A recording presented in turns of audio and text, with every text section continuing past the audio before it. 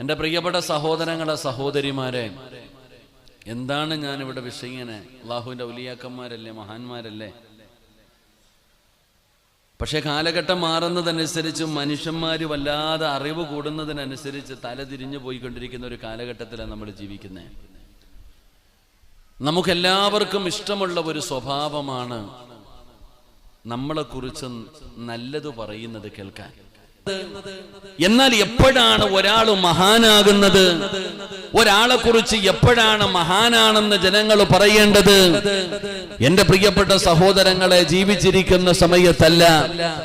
ഒരാൾ ജീവിച്ചിരിക്കുന്ന സമയത്ത് മഹാനാണെന്ന് പറഞ്ഞാൽ, വലിയവനാണെന്ന് പറഞ്ഞാൽ അതിനകത്ത് പ്രത്യേകമായിട്ട് നേട്ടമൊന്നുമില്ല.